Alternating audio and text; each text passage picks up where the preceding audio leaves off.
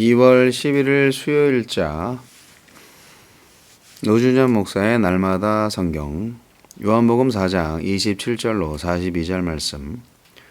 이때 제자들이 돌아와서 예수께서 여자와 말씀하시는 것을 이상히 여겼으나 무엇을 구하시나이까? 어찌하여 그와 말씀하시나이까? 묻는 자가 없더라. 여자가 물동이를 버려두고 동네로 들어가서 사람들에게 이르되 내가 행한 모든 일을 내게 말한 사람을 와서 보라. 이는 그리스도가 아니냐 하니 그들이 동네에서 나와 예수께로 오더라.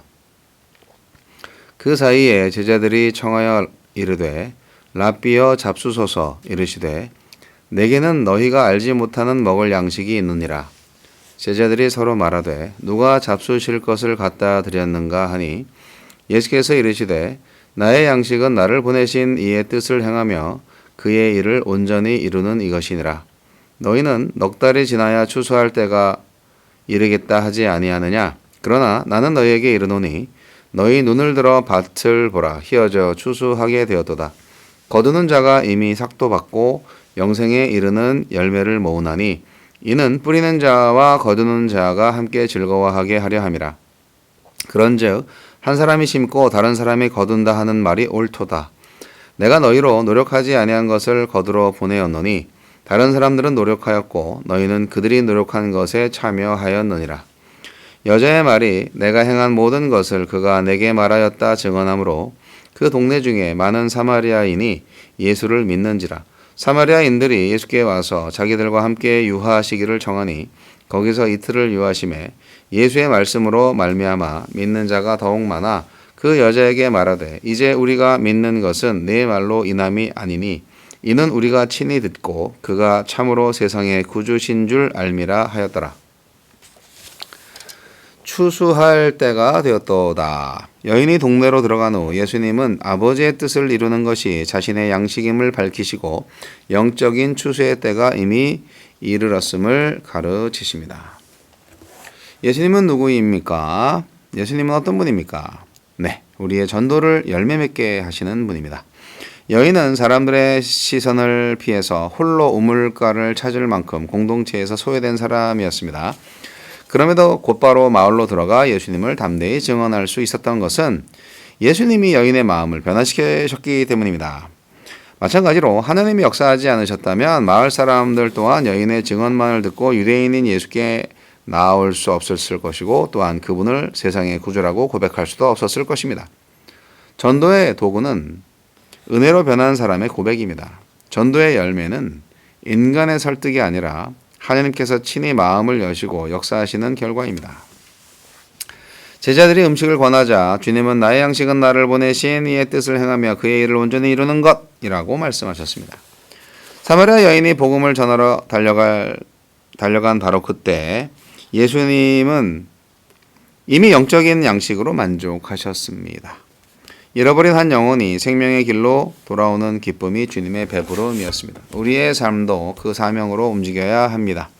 돈이나 인정이 아닌 하나님의 뜻을 이루는 일에서 오는 기쁨이 우리의 생명력이 되어야 합니다. 나에게 주시는 교훈은 무엇입니까? 네, 제자들은 예수님이 사마리아 여인과 대화하시는 것을 이상히 여기면서도 묻지 않았습니다. 주님이 사마리아 사람을 가까이 하신다는 사실을 인정하기 싫어서 외면한 것입니다. 내 마음에 들지 않는다고 주님의 분명한 말씀과 역사를 일부러 못 본 채 하지는 않습니까? 네, 지금이 바로 추수할 때입니다. 제자들은 추수 때가 이르려면 시간이 남았다라고 여겼지만 예수님은 눈앞에 사마리아를 가리키면서 희어져 추수하게 되었다 말씀하십니다. 복음은 미래의 일이 아니라 지금 이 순간에 열매 맺는 생명력입니다. 네, 여인의 한마디로 마을에 구원이 이르렀듯 우리의 작은 순종이 하느님의 큰 수확으로 이어질 것입니다. 복음의 일꾼은 때를 재지 않고 함께 씨를 뿌리고 추수를 기뻐하는 사람입니다.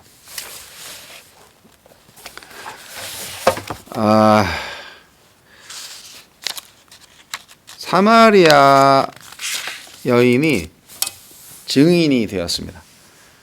제자들은 증인이 안 됐습니다. 아직까지. 제자들은 예수님과 함께 하면서 항상 고정관념에 사로잡혀 있었던 것 같아요. 이 여인은요, 참 기구한 운명을 가진 사람이죠. 제자들의 눈에는 그 여인이 사마리아 여인이 아니라 유대인 여인이었다 할지라도 그렇게 가까이 가고 싶어지지 않는 그런 여자였을 겁니다.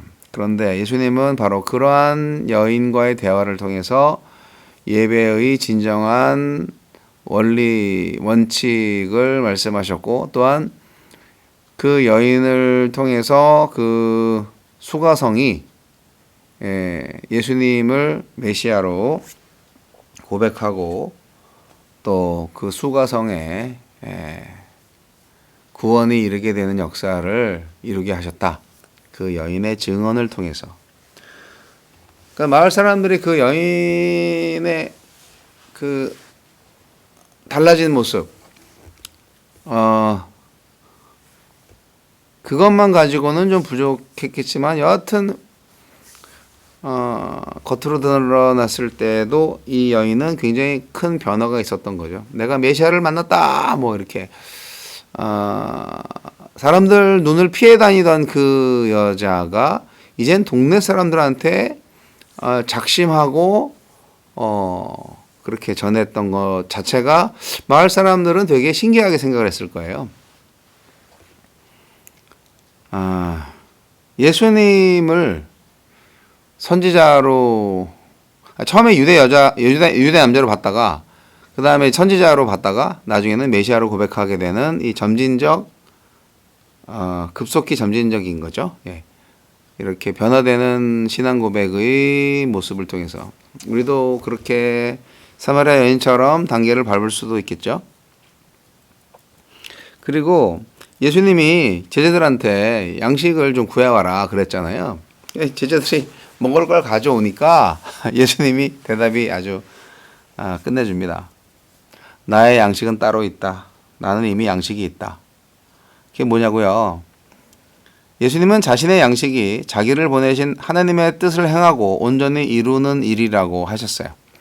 그러니까 하나님의 뜻이 이루어질 때 예수님의 양식은 마련된 거죠. 그러니까 우리가 전도 열심히 하면요, 예수님이 배부르게 살 수 있어요. 예, 우리가 전도를 안 하면 예수님은 배고파 죽겠네요. 하나님의 뜻이 뭐고 하나님의 일이 뭘까요? 네, 예수를 믿는 자마다 영생을 주시는 일이고 생수, 성령을 주어 거듭나게 하는 사역이고 불순종한 자들을 심판하시는 사역이 바로 하나님의 사역이죠. 하나님의 일입니다. 제자들의 양식은 무엇이었나요? 네. 제자들도 그런 양식을 먹고 살아야 되는 거죠. 예수님의 제자들인데.